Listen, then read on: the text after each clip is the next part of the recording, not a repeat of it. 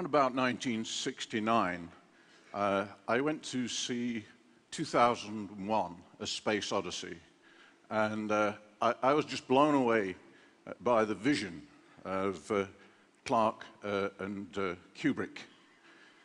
But it was Hal9000 that really grabbed my attention. And if you've seen the movie, you can't forget that line. Open the pod bay doors, Hal. Sorry, Dave, I can't do that.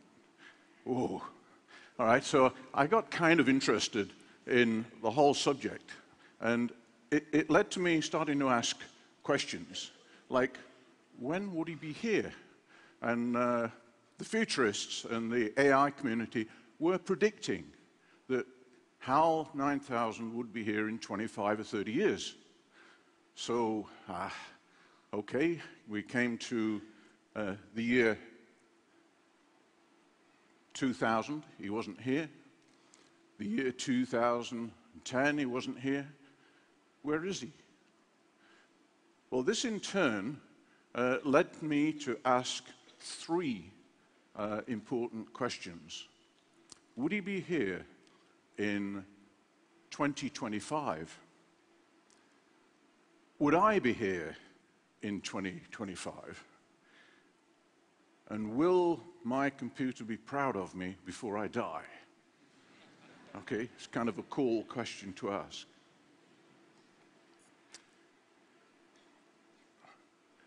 We just had a little tech hitch here. Let me just get down here.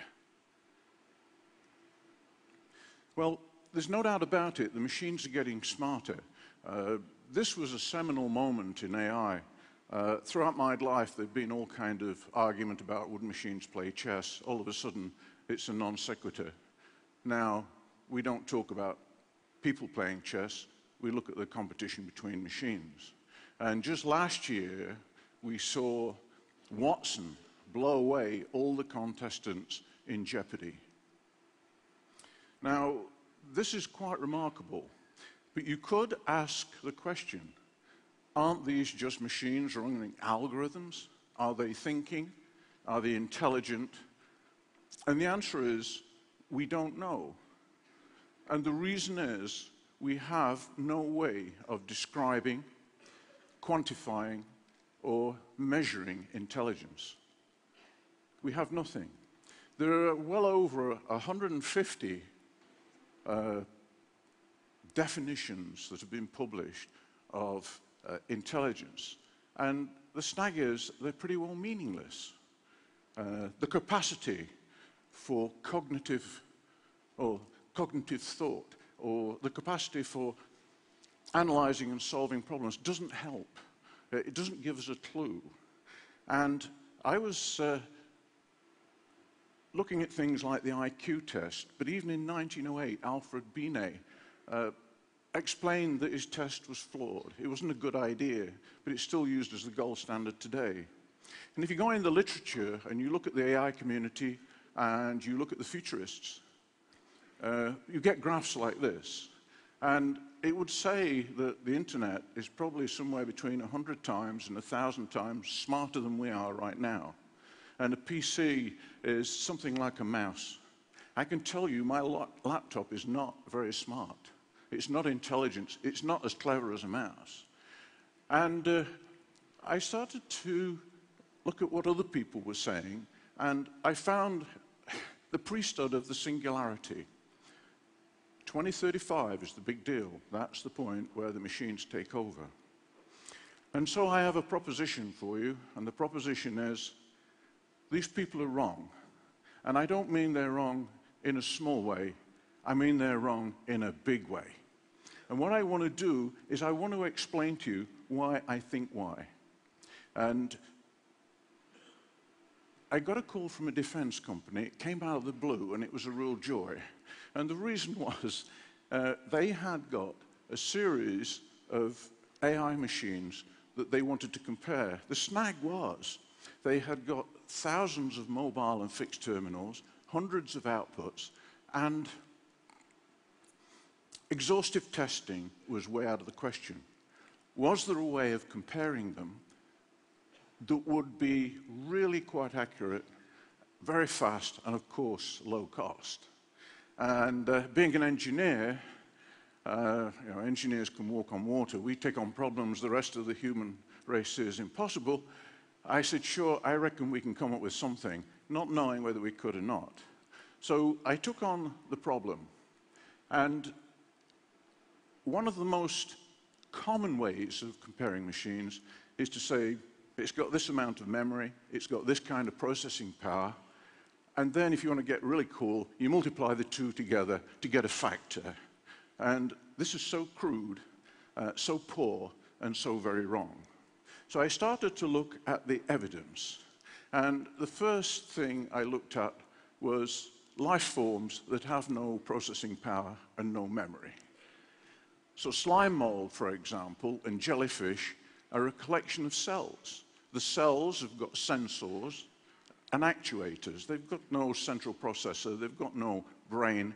So first of all, you can say that intelligent things don't need a computer. They don't need a memory bank.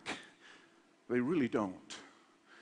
The second thing I looked at was some experiments that were done last year with comatose human beings. These are people who have been out of it for 10 years. To all intents and purposes, they're vegetative. If you take them and slide them into an MRI machine and whisper in their ear, I want you to think about playing tennis, then their brain lights up like yours and mine in 60% of these cases. So you've got these poor souls who are entombed, not in a grave, but in meat space. They're taking in information, but they can't give anything out. So this led me to another couple of conditions. And the conditions are, you cannot have any intelligence without a sensor. You can't have any intelligence without an output mechanism. So I'm not going to go as far as to say that this pen is really intelligent. The snag is it can't tell you, but I'm sure you get the idea.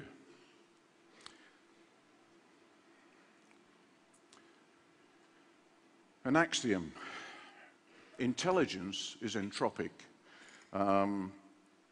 Looking at the audience, I guessed that some of you may have done thermodynamics in your life. A lot of you won't. So here's a 30-second tutorial on entropy.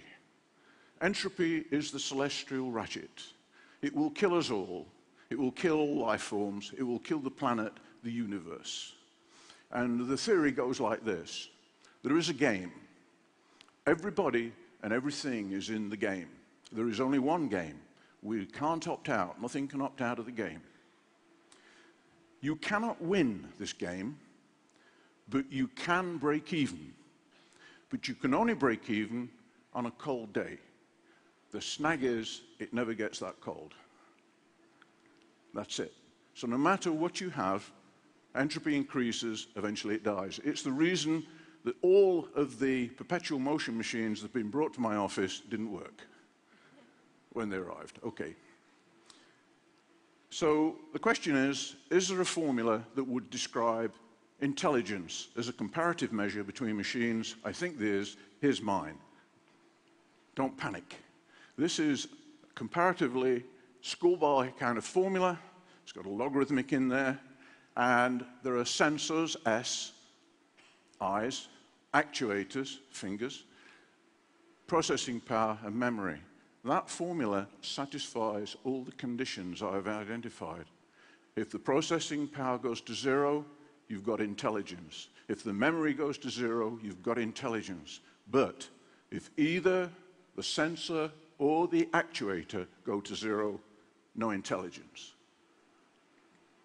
So, here are the forecasts that are published, but this is where I think we are.